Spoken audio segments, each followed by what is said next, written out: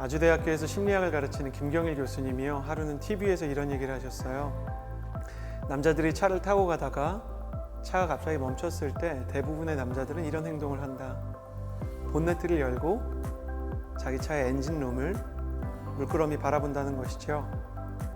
그러나 저를 비롯해서 대부분의 남자들이 그렇듯이요, 엔진룸을 보아도 문제가 무엇인지를 발견하지 못합니다. 왜냐하면 너무 단순하게 우리는 자동차에 대한 지식이 부족하기 때문이죠. 그런데도 불구하고 우리는 왜 엔진룸을 열어서 그 안에 있는 기계들을 물끄러미 바라보고 있는 것일까요? 그것은 우리가 타고 있었던, 지금은 멈춰버린 그 차가 바로 내가 매일 운전하던 나의 차이기 때문입니다. 나의 차라는 것은 내게 익숙하다는 의미를 가지고 있지요 라고 교수님께서 말씀하시면서 이렇게 이 부분을 마무리하셨던 것이 기억납니다. 우리는 익숙한 것을 정확히 알고 있다고 착각할 때가 있습니다. 저는 이 얘기를 들을 때 바로 생각났던 것이 바로 예수 그리스도의 십자가의 복음이었습니다. 귀에 닳고 예수님에 대해서, 십자가에 대해서, 복음에 대해서 들었지만 정말로 내가 예수님과 십자가와 복음에 대해서 알고 있다고 이야기할 수 있을까? 익숙하다는 것이 정말로 안다는 것을 보장할 수 있는 것일까? 그래서 함께 생각해보며 예수님과 십자가와 복음에 대해 나누는 시간을 가져보고자 합니다.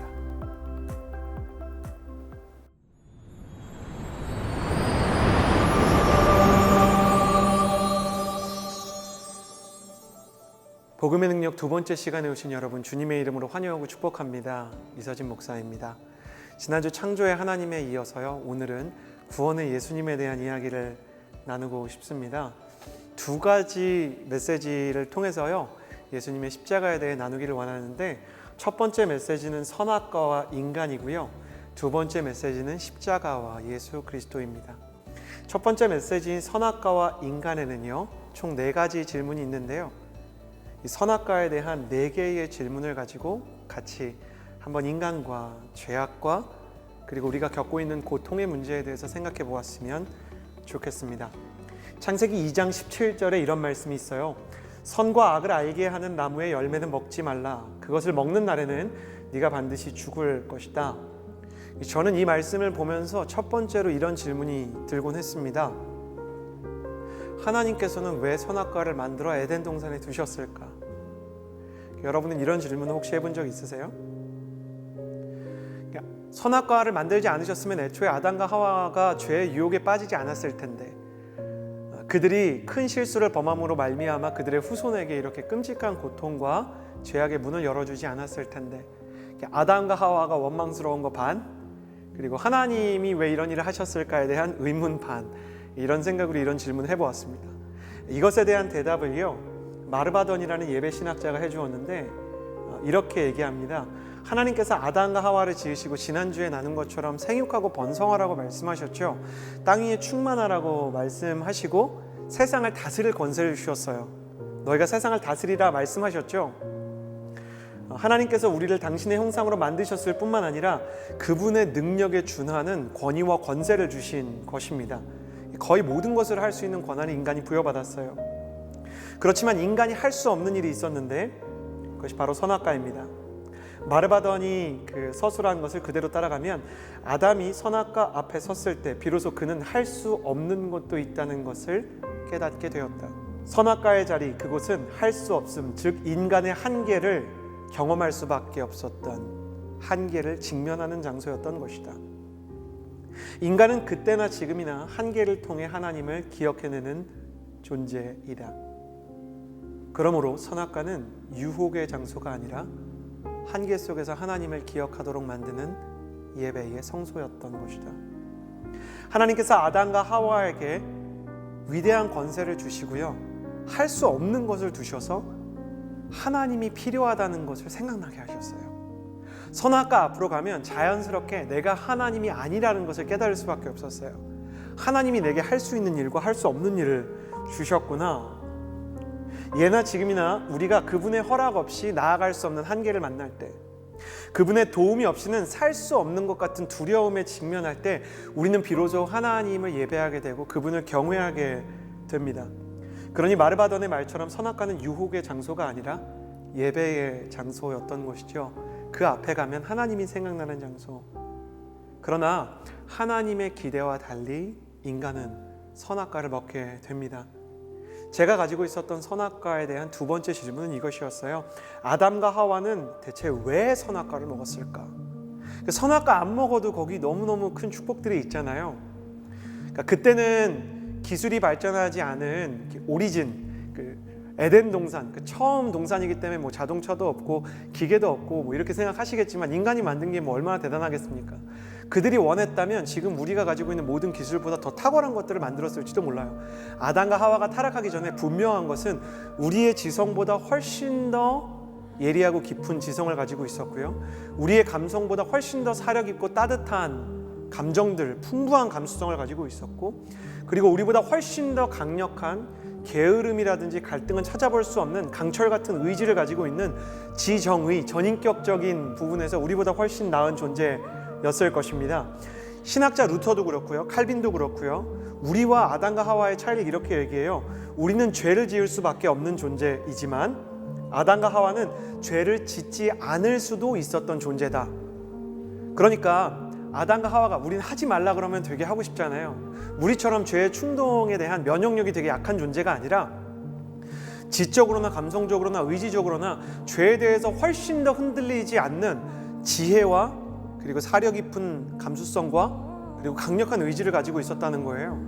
죄를 지을 수밖에 없는 우리는 죄의 유혹이 아른거리면 그것을 붙잡을 수밖에 없는 존재지만 아담은 그것을 거부할 수 있는 힘이 있었음에도 불구하고 선악과를 먹었습니다.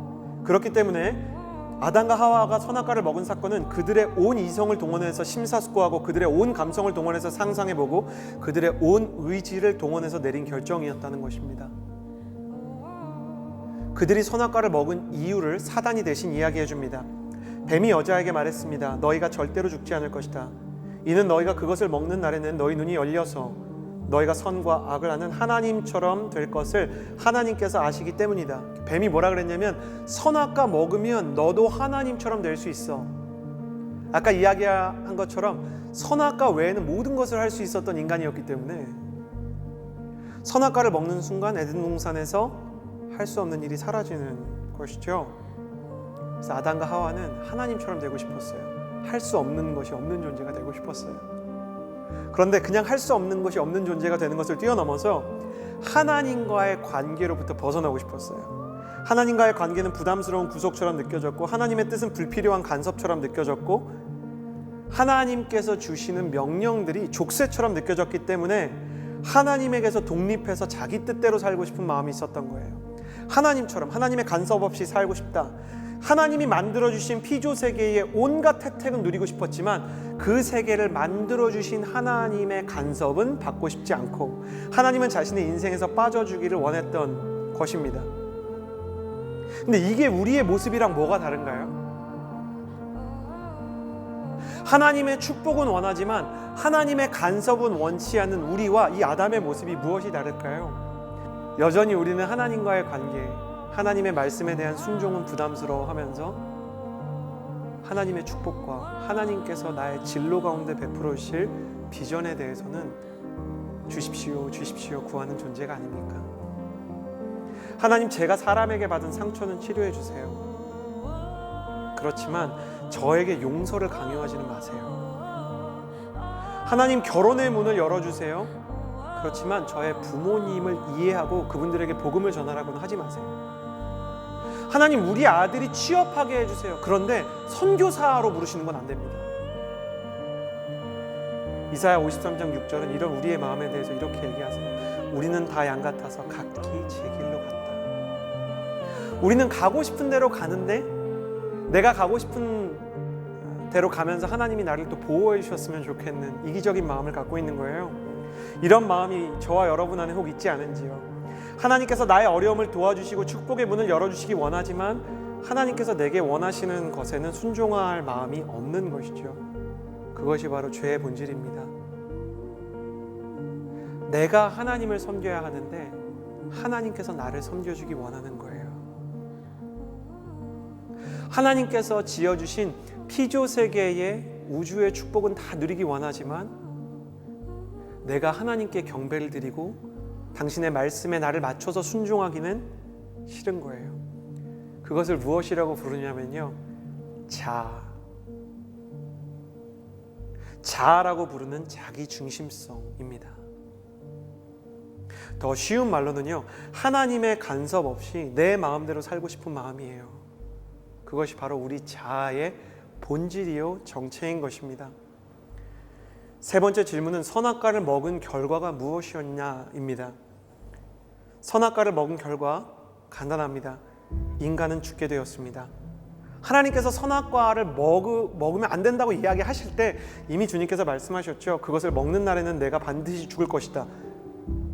주님이 죽는다고 말씀하셨기 때문에 먹었으니까 죽는 겁니다. 여러분, 이게 얼마나 중요한지 한번 생각해 보세요. 이 창세기 1장, 2장, 3장을 보면요, 하나님의 말씀에 본질적인 힘을 느껴요. 그게 뭐냐면 담백한 거예요. 너무 심플하고 너무 단순해요. 무슨 뜻이냐면 하나님이 뭔가를 말씀하시잖아요. 그럼 그대로 됩니다. 아주 작은 미사 어구 하나가 없어요. 그냥 거기 나오는 한 단어 한 단어, 한 글자 한 글자가 다 진실이고 다 참이에요. 가령 하나님이 빛이 있으라 하시면 창세기 1장 3절에 하나님이 빛이 있으라 하시니 뭐라고 기록되어 있습니까? 그대로 되니라. 창세기 1장 9절 물은 한 곳에 모이고 묻 땅이 드러나라 하시니 뭐라고 기록돼요? 그대로 되니라. 먹으면 죽을 것이다. 그러면 어떻게 되는 거예요? 우리가 뭘 기억해야 돼요? 그대로 되니라. 우리가 하나님의 말씀을 어렵게 해석하려고 하면 끝도 없이 깊고요, 혼란스럽지만 어린아이처럼 그대로 묵상해도 전혀 상관이 없는 거예요. 하나님께서 먹으면 죽는다, 그럼 죽고요. 믿으면 산다, 그럼 사는 거예요. 그래서 어린아이 같은 믿음만 가지고도요, 우리가 충분히 예수님 만날 수 있다는 게 거짓말이 아닙니다. 여러분 기억하십시오. 하나님은 거짓말을 하지 않으세요. 하나님의 말씀에는 과장이나 꾸밈이 없습니다. 그분의 말씀을 우리가 진지하게 듣고 그 말씀을 경히 여기는, 가볍게 여기는 잘못된 태도를 가져서는 안 된다는 것이에요. 주님께서 죽는다고 말씀하셨죠. 죽는다는 것은 두 가지 의미가 있습니다. 하나는요, 우리가 일반적으로 생각하듯이 우리의 육신이 수명을 다해서 죽는 것입니다. 삼성을 굴지의 기업으로 키운 이건희 회장님의 아버지셨던, 부친이셨던 이병철 회장님께서 돌아가실 때 자신의 인생의 죽음을 앞둔 가장 궁금한 질문 첫 번째로 뭘 뽑았는지 혹시 아십니까? 혹시 신은 존재합니까? 뉴욕타임즈에서요, 만약에 당신이 한 가지 질문에 대해서 해답을 얻을 수 있다면 무엇을 묻고 싶으냐라고 물어봤을 때 1위로 뽑혔던 질문이 이것이었어요. 혹시 하나님이 존재하시는 건 아닐까? 사람은 죽음 앞에서 영혼을 생각합니다. 끝이 다가올수록 죽음 이후에 무엇이 있는지, 또 하나님께서 정말 계시면 어떻게 해야 할지를 생각하는 존재입니다. 그래요, 우리는 모두 죽습니다. 하나님께서 말씀하신 것처럼 육신이 수명을 다해서 죽는 그때 혹 이것이 성경에 기록된 것처럼 신의 심판이 아닐까를 고민하는 것이 우리의 본성인 것이죠. 질병이든 노화든 사고든 우리는 다 죽습니다. 이 땅에서의 삶은 영원한 것이 하나도 없고 삶뿐만 아니라 우리의 성공도 물질도 우리의 모든 관계도 모두 흙처럼 사라져 버립니다. 그런데 이 첫 번째 죽음을 넘어서 두 번째 사망이 성경에 기록되어 있습니다. 요한계시록 20장 13절에서 15절을 제가 읽겠습니다. 각 사람은 자기가 행한 것에 따라 심판을 받았습니다. 그러고 나서 사망과 음부도 불못에 던져졌습니다. 이것이 바로 둘째 사망, 곧 불못입니다. 누구든지 그 이름이 생명책에 기록되지 않은 사람은 이 불못에 던져졌습니다. 불로 만든 거대한 연못을 세례 요한이 눈으로 보았어요. 이건 비유가 아니고 주님께서 직접 보여주신 것이었어요. 죄를 지은 인간은요, 지옥에 가야 합니다. 여기서 지옥을 비유하는 이 불의 연못, 불의 바다와 같은 거대한 불은요, 요한계시록 전체에서 불이 하나님에게 붙어있을 땐 영광이지만 사람에게 붙으면 고통을 상징하는데, 이 불이 끝이 정해져 있지 않은 고통으로 묘사가 돼요. 이 둘째 사망은 끝이 없습니다. 이것이 선악과의 결과인 것이에요. 전대미문의 고통, 그것도 끝도 없는 고통이에요. 여러분, 인생에서 우리를 고통 앞에 무릎 꿇게 하는 것이 때로는 문제의 크기이기도 하지만 때로는 문제가 지속된 시간 아닙니까? 여러분, 탈출구가 없는 고난 앞에 놓였다고 생각해 보세요. 우리가 가장 두려워하는 게 그거 아닙니까? 우울함이 찾아왔어요. 근데 이 우울함이 언제 끝날지 확신할 수 없을 뿐만 아니라 영원히 이어진다고 생각해 보세요. 두려움이 찾아왔어요. 근데 이 두려움이 그냥 끝이 없는 수준을 넘어서 영원히 지속된다고 생각해 보세요. 얼마나 끔찍합니까? 둘째, 사망이란 끝없는 고통을 이야기하는 것입니다. 특별히 이 불모춘 이런 걸 상징합니다. 하나님도 안 계시고 하나님께서 주시는 모든 선한 것들, 생명이나 사랑이나 기쁨이나 감격이나 우리가 느끼는 모든 서로에 대한 소중함 같은, 우리가 소위 선하다고 얘기하는 건 하나도 없는 것이 이 지옥이라는 것이에요. 그리고 이 지옥의 정말 일부분만 떼어서 세상 가운데 구현되는 현실을 우리가 고통이라고 부르는 것입니다.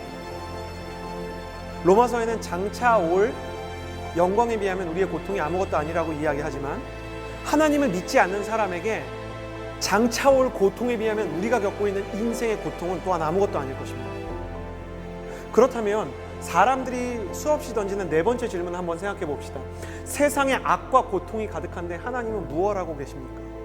세상 속에 악이 있잖아요. 이 지옥의 일부라고 이야기할 수 있는 고통이 있잖아요. 그러니까 사람들이 하나님을 믿던 안 믿던 하나님이 계신데 왜 악과 고통이 존재합니까? 이걸 물어봐요. 그런데 성경은 사실 이 문제에 대해 오래전부터 대답해 왔습니다. 로마서 1장 28절에서 32절 말씀에 이 문제에 대한 해답이 명쾌하게 주어져 있습니다. 그들이 마음에 하나님 두기를 싫어하며 하나님께서 그들을 그 상실한 마음대로 내버려 두사 합당하지 못한 일을 하게 하셨으니 곧 모든 불의, 추악, 탐욕, 악의가 가득한 자요, 시기살인, 분쟁, 사기, 악독이 가득한 자요, 수근수근하는 자요, 비방하는 자요, 하나님께서 미워하시는 자요, 능욕하시는 자요, 교만한 자요, 자랑하는 자요, 악을 도모하는 자요, 부모를 거역하는 자요, 우매한 자요, 배악한 자요, 무정한 자요, 무자비한 자라. 그들이 이 같은 일을 행하는 자는 사형에 해당한다고 하나님께서 정하심을 알고도 자기들만 행할 뿐 아니라 또한 그런 일을 행하는 자들을 옳다 하느니라. 성경이 하나님이 계시다면 왜 악과 고통이 존재하느냐에 대해서 이렇게 명확히 대답합니다. 그들이 마음에 하나님 두기를 싫어했기 때문에. 이것이 선악과로부터 지금까지 인류에게 계속 반복되는 문제예요. 하나님 축복해 주세요. 그런데 내가 하나님 뜻에 맞춰 살진 않을 거예요. 여러분, 아까 나눴던 인류의 반복된 질문, 이거 한번 생각해 보세요. 하나님이 계시다면 왜 악과 고통이 존재하는가? 수많은 불신자들이 이걸 물어봐요. 그러면 저는 이걸 물어보고 싶어요. 만약에 하나님이 존재하시고 그분 안에 이 악과 고통을 없앨 수 있는 길이 있다면 그 하나님께 온전히 순종하고 그분을 믿고 따르시겠습니까? 라고 물어보면 그들이 단호하게 예스라고 이야기할까요? 만약 예스가 아니라면 그들은 이렇게 얘기하는 거예요. 내가 하나님 뜻대로 살 건 아닌데 그래도 하나님 내 인생에 대해서 책임은 져주세요. 제가 하나님 존중할 건 아닌데 하나님은 저 존중해 주세요. 우리 인간이 하나님 마음에 두기를 싫어하고 여기 써있는 것처럼 불의, 추악, 탐욕, 악의를 세상에 불러와서 사람들끼리 해치고 전쟁하고 상처 주고 아픔 줄 건데 하나님이 이거 다 없애주세요. 여러분, 이건 마치 뭐랑 비슷한 거냐면 만약에 국적 취득도 하지 못한 불법 이민자가 세금도 내지 않고 범죄는 저지르는데 몸이 아픈 상태로 대한민국의 모든 의료보험 제도는 내국인과 똑같이 납세 의무를 지고 있는 사람이랑 똑같이 받고 싶어 한다면 여러분, 그게 정당한 요구라고 생각하시겠어요? 하나님을 영화롭게 하지도 않고 하나님을 섬기지도 않고 하나님에게 순종하지도 않는데 세상에 악과 고통이 가득한 건 하나님이 책임지시래요. 이 질문 자체가 얼마나 이기적인지 우리는 깨닫지 못하고 있어요. 세상에 악과 고통이 가득한데 하나님이 계시다면 무엇 하고 계십니까? 내가 하나님 뜻대로 살 건 아닌데 하나님 그래도 나는 보호해 주셔야죠. 이 질문 자체가 하나님을 마음에 두기 싫어하는 인간의 영혼의 태도를 증명하고 있는 것입니다. 제가 가끔 너무 놀라는 장면들이 있는데요. 범죄자들이 억울함을 호소할 때 사람이 살인을 하고도요, 뭐라 그러냐면 이유가 있다 그럽니다. 술을 먹었기 때문에 감형을 받아야 된다고 이야기하는 범죄자들을 우리가 볼 때 무엇을 느끼시나요? 말로 지울 수 없을 만한 상처를 주고도 많은 사람들이 나도 상처받고 자랐기 때문에 누군가를 공격하는 거 네가 이해해달라라고 이야기합니다. 제가 성경을 보면서 이 부분에 대해서 발견하게 되는데요. 특별히 민수기에 원망과 불평으로 하나님을 대적하는 사람들을 보면서요, 죄를 많이 지을수록 인간이 오히려 억울해한다는 걸 배우게 됐어요. 수많은 사람들이 하나님을 믿지도 않고 그분에게 순종할 마음도 없으면서 하나님이 계시다면 왜 악과 고통이 존재합니까? 라고 묻습니다. 심지어 믿는 우리도요, 순종하지 않으면서 하나님 제가 교회 다녔잖아요, 성경 읽었잖아요, 헌신 봉사했잖아요, 근데 왜 저에게 축복해 주지 않으십니까? 라고 물어봐요. 너무 억울해요. 내가 하나님께 순종하지 않은 건 다 잊어버렸어요. 내가 하나님의 마음에 맞지 않는 건 다 잊어버렸어요. 저와 여러분, 우리 모두가 정직하게 보면 얼마나 하나님의 음성을 무시하고 그분의 요청과 부탁을 모른 척하고 지나왔습니까? 여러분, 우리는 광야의 이스라엘 백성을 기억해야 합니다. 영적으로 보면 억울함이란 죄의 증거일 뿐입니다. 하나님이 죄인인 우리를 일평생 어렵게 하시더라도 죄인인 우리는 할 말이 없는 것입니다. 범죄자가 죄를 지었으면 변명이 깊어질수록 재판관과 피해자와 국민들에게 분노를 일으키듯이 하나님에게 순종하지 않은 우리의 잘못된 원망은 오히려 하나님 앞에서 그분의 분노와 진노를 돋구는 결과를 얻을 뿐입니다. 로마서 1장 23절에서 이렇게 얘기합니다. 모든 사람이 죄를 지었으므로 하나님의 영광에 이르지 못합니다. 어린아이나 어른이나 우리가 일평생 하나님에게 불순종을 하기 때문입니다. 그런데 로마서 1장 23절에 우리가 모두 죄를 지었다는 이야기에서 끝나는 것이 아니라 모든 사람이 죄를 지었으므로 하나님의 영광에 이르지 못합니다. 바로 뒤에 그러나 그리스도 예수 안에 있는 구속으로 인해 하나님의 은혜로 값없이 의롭다는 인정을 받습니다. 라고 기록되어 있습니다. 세상에 악과 고통이 가득한데 하나님이 계시다면 무엇을 하고 계십니까? 라고 묻는다면 사실 하나님은 내가 너희를 돕지 않아도 너희는 할 말이 없다라고 말씀하셔도 됩니다. 그런데 그분은 그렇게 하지 않으시고 이 고통과 아픔 속에서 눈물 짓는 인류에게 다른 대답을 주셨습니다. 그것이 바로 예수 그리스도입니다. 이 예수 그리스도가 어떤 분이신지를 성경을 녹이고 복음을 한 절로 압축한 그 구절, 요한복음 3장 16절이 이렇게 이야기하고 있습니다. 하나님께서 세상을 이처럼 사랑하셔서 외아들을 주셨으니 이는 그를 믿는 사람마다 멸망하지 않고 영생을 얻게 하려는 것이다. 고통 가운데 있고 죄 가운데 수많은 질문과 혼란 속에 있는 우리를 향한 예수님의 첫 번째 대답은요, 이것입니다. 여전히 너를 사랑하고 있다. 요한복음 3장 16절에 이런 말씀이 있습니다. 하나님께서 세상을 이처럼 사랑하셔서 외아들을 주셨다. 하나님께서 하실 수 있는 가장 정의롭고 합리적인 판결은 사실 아담과 하와를 바로 죽여버리고요, 바로 유예기간 없이 죽여버리고 죄로 물든 세상 역시 모두 소멸시켜버리는 선택이 가장 합리적입니다. 죽이겠다고 하셨으면 바로 다 죽여버리고 죄로 물든 세상도 그냥 깨끗이 소멸시켜버리면 누가 이 일을 제기할 수 있습니까? 하나님이 애초에 안 된다고 하지 않았습니까? 그런데 하나님께서 인간을 향한 죽음과 심판을 유예하시고요, 죄로 물든 세상의 종말도 밀어주셨어요. 하나님이 왜 그렇게 하셨습니까? 그 이유가 바로 우리가 여름 성경학교 때부터 달고 닳게 들었던 하나님의 사랑 때문입니다. 하나님께서는 여전히 그분의 형상대로 지으신 사람도 사랑하셨고 그분이 보시기에 좋았더라라고 지난주에 말씀하셨던 세상을 여전히 보시기에 좋았더라라고 생각하셨어요. 그분은 선악과를 먹음으로써 하나님을 마음에 두기 싫어했던 인류의 첫 번째 선택을 만회할 수 있는 두 번째 선택의 기회를 만들어 주셨어요. 그것이 바로 예수 그리스도를 믿느냐 믿지 않느냐에 대한 선택의 기회였어요. 애초에 무슨 의를 통해서 하나님 앞에 보호받을 수 있었던 것이 아니라 주님께서 선악과를 먹지 않으면 내 말을 믿고 내가 말하는 대로 선택하면 네가 너의 마음에 나를 두기로 결정하면 내가 너와 함께 할 것이다 말했던 것이 이제 선악과 사건이잖아요. 예수님의 십자가 사건도 똑같아요. 너가 마음에 놔두기를 싫어했지만 내 아들 예수 그리스도를 보냈을 때 그 아들을 믿고 너희의 마음과 중심에 나를 두기로 하면 내가 너희에게 들어갈 것이다. 볼지어다 내가 문 밖에 서서 두드리노니. 예수님 말씀하신 거예요. 예수님께서 세상에 오셨어요. 우리에게 두 번째 기회를 주기 위해서 오신 예수님이 오셔서 바로 하신 것은 사역이 아니었어요. 그분은 메시아가 되시기 전에 목수가 되셨어요. 존경하는 이재철 목사님의 성서 해석에 따르면 복음서의 목수라는 단어는요, 대목수가 아니라 소목수를 뜻합니다. 대목수는 커다란 작업장에서 지금 공장을 가지고 이제 물건들을 만드는 사람처럼 책상도 만들고 의자도 만드는 사람이고요. 소목수는 집집마다 돌아다니면서 고장난 문 고쳐주고 삐걱거리는 책상 못칠해주는 일종의 AS 센터 직원과 같은 사람이었다고 합니다.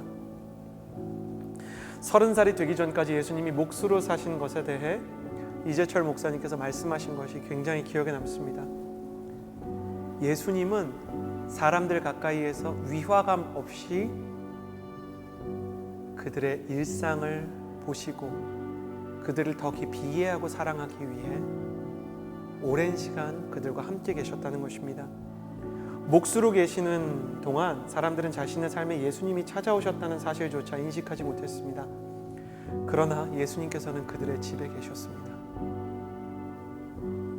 사람들이 화내는 모습을 보면서 그 마음을 헤아리셨고 사람들이 우는 모습을 지켜보시면서 그들의 슬픔과 눈물을 함께 느끼며 고통스러워 하셨어요. 예수님은 그들 곁에 계시지 않았던 적이 없습니다. 제가 아울리치를 다녀왔는데 제 아들이 아울리치 다니는 동안 집을 오랫동안 비운 게 너무 싫은 거예요. 제 무릎을 현관에서 밀면서 아빠 아울리치나 가 그러더라고요. 4살 때였는데 목회자 아들로 아이가 벌써 상처를 받는가 보다 생각이 들어서 마음이 좀 아팠어요. 잠든 아들이 침대에 누워있을 때 전 솔직하게 아들에게 머리를 쓰다듬으면서 이렇게 얘기했어요. 잠이 들었기 때문에 기억도 못하겠지만 아빠가 우리 아들 연준이 곁에 없을 때는 아들을 위해서 일하고 있는 거야. 예수님도 그런 분이셨어요. 예수님이 메시아로 우리 눈에 보이지 않는 때는 우리를 위해서 일하고 계시는 때였어요. 우리는 종종 예수님 뭘 하고 계십니까? 이렇게 물어보세요. 예수님께서는 우리를 위해서 일하고 계세요. 예수님 우리 가정에 돈이 없는데, 예수님 내 몸이 이렇게 아픈데, 예수님 내가 관계적으로 굉장히 어려운데 무엇을 하고 계시나요? 예수님 보이지 않는 곳에서 회복을 준비하고 계세요. 제가 부모님을 오해해서 혹은 한편으로는 부모님께서도 연약한 사람이셔서 저도 부모님에게 상처를 주고 또 부모님도 저에게 상처를 주었던 그 어린 시절들이 있었어요. 일일이 이야기할 수 없지만 부모님은 제 생각에 최선을 다하셨는데 인간이기 때문에 한계가 있었던 것 같아요. 근데 제가 예수님을 믿고 부모님을 용서할 수 있게 해달라고 기도했거든요. 근데 오랜 시간 동안 주님께서 아무런 것도 하시지 않는 것 같은 거예요. 근데 어느 날 아버지한테 전화가 왔어요.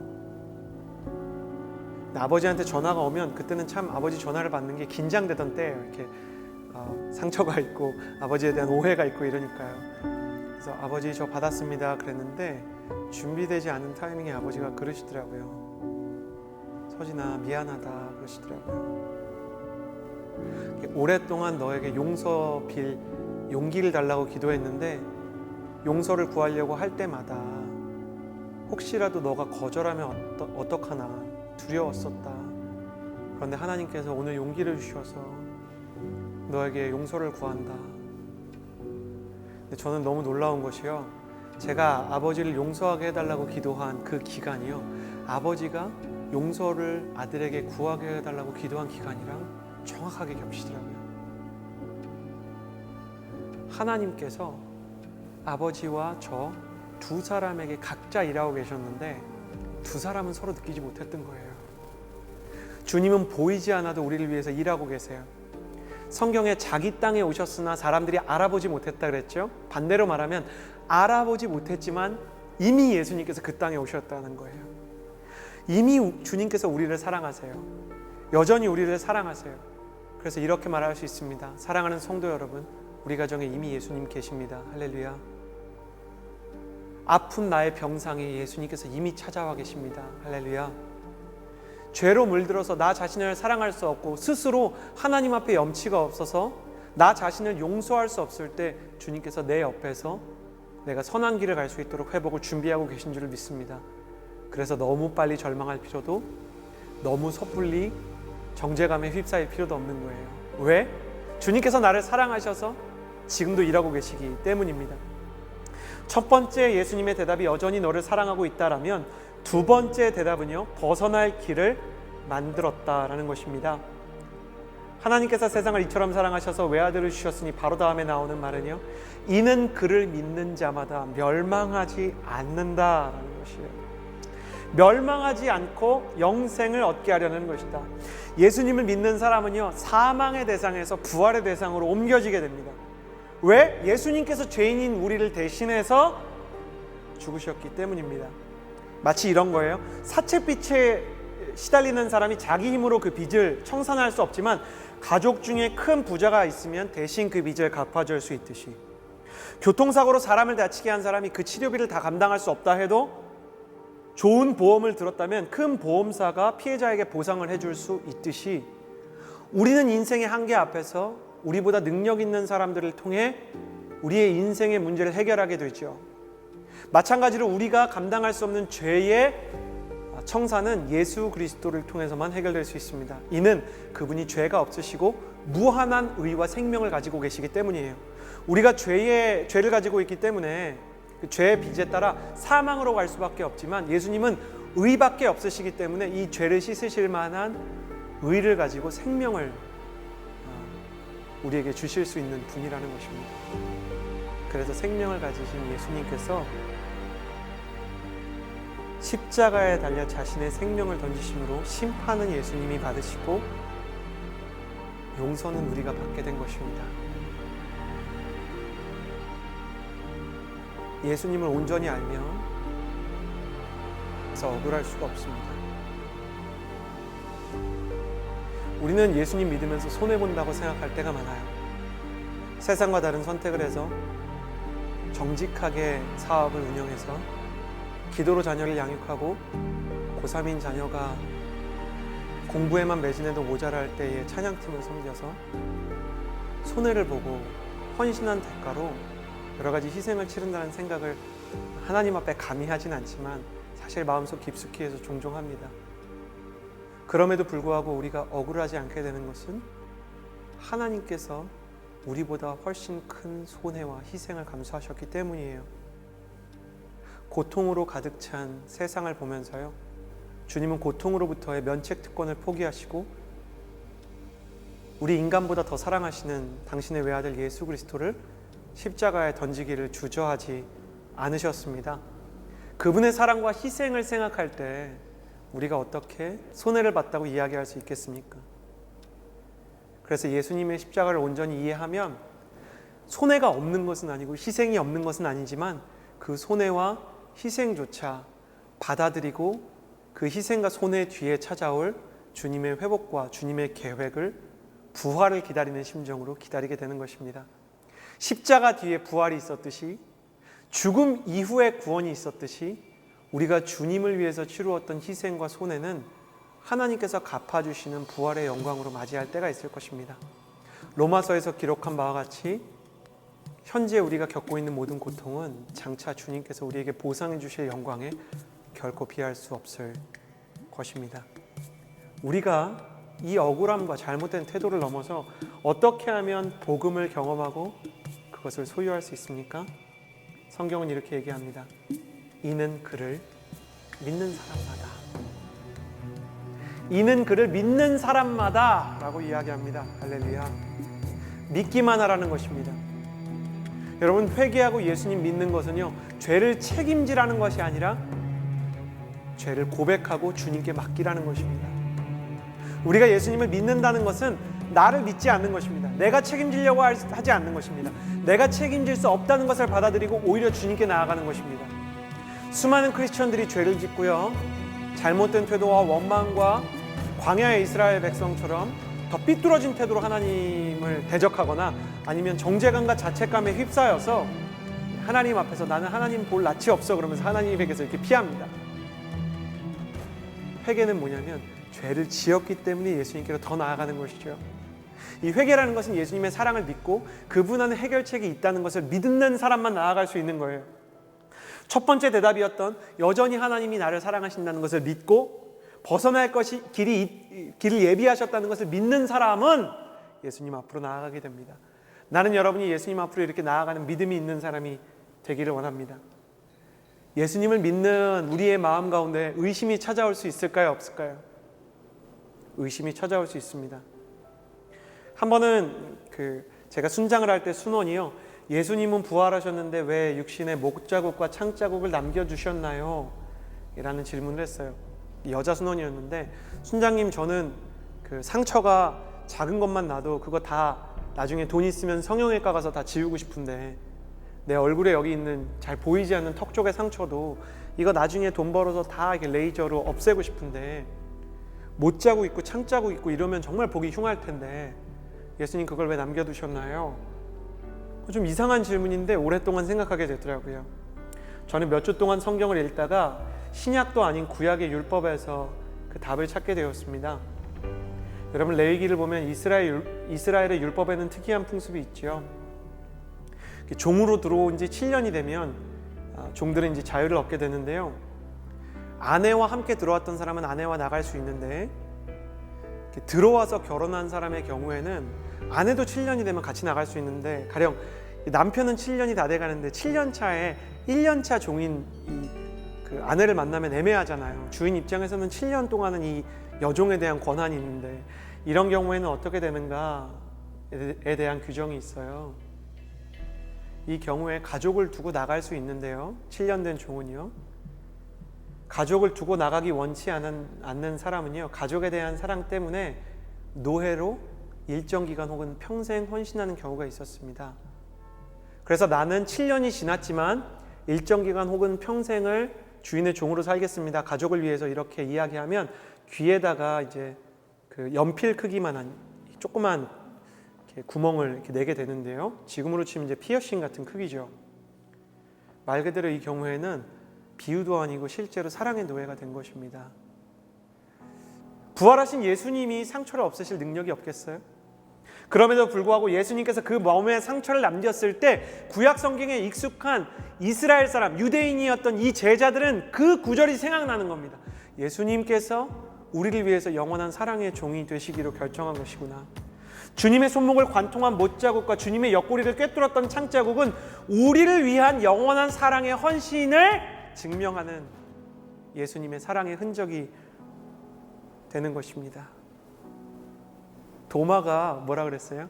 이 못자국에 내가 손가락을 넣어보지 않고 이 창자국에 내가 손을 넣어보지 않고는 예수님 믿을 수 없다 그랬죠.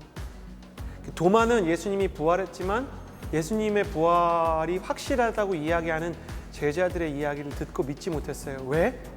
내가 보지 못했기 때문이었어요. 요한복음 20장에 보면 도마가 자기 눈으로 못 봤어요.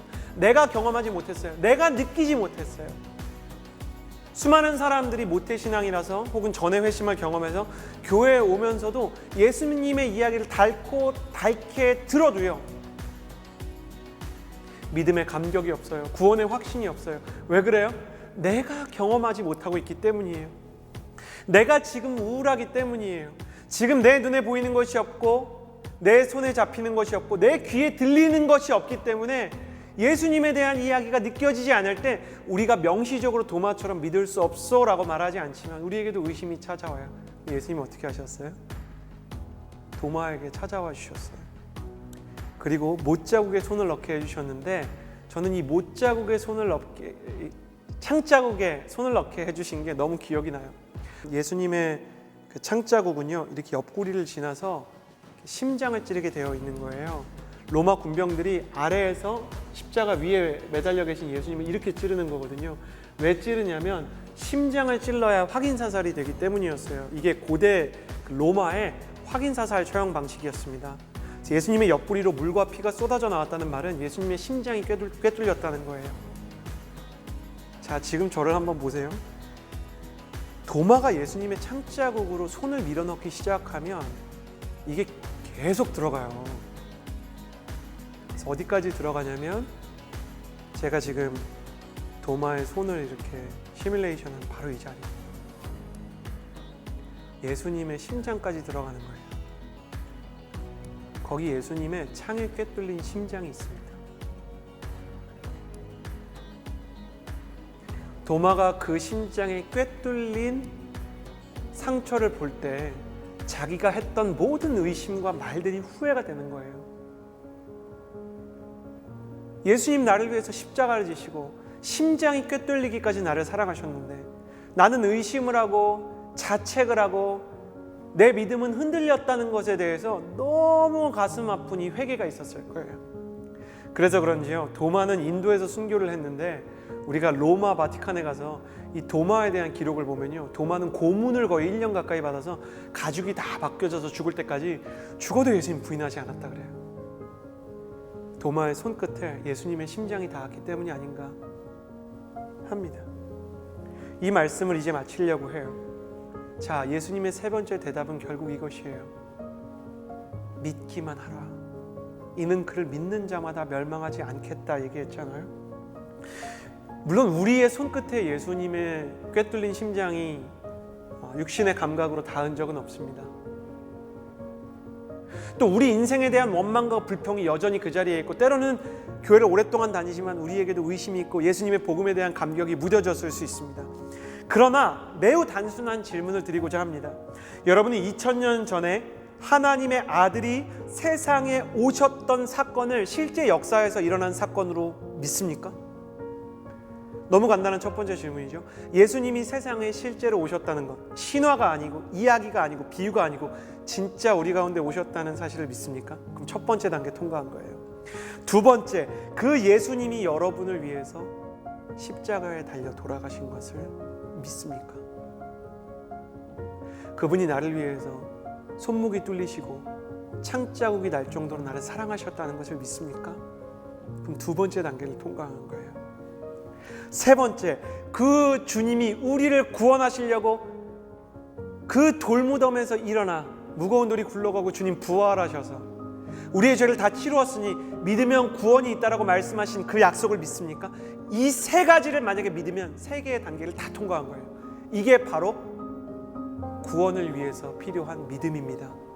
예수님이 세상에 오신 것을 믿는 첫 번째 믿음, 예수님께서 나의 죄를 위해서 십자가에 달리신 것을 믿는 두 번째 믿음, 예수님께서 십자가에 나의 죄를 모두 다 못 박으시고 부활하셔서 내가 예수님을 믿으면 구원이 있다는 것을 믿는 세 번째 믿음. 이 믿음만 있으면 우리가 지금 죄인이라도, 우리가 지금 우울증 안에 있더라도, 우리가 의심이 있더라도, 우리가 흔들릴지라도 저와 여러분, 우리 모두는 이미 구원을 받은 줄을 믿습니다.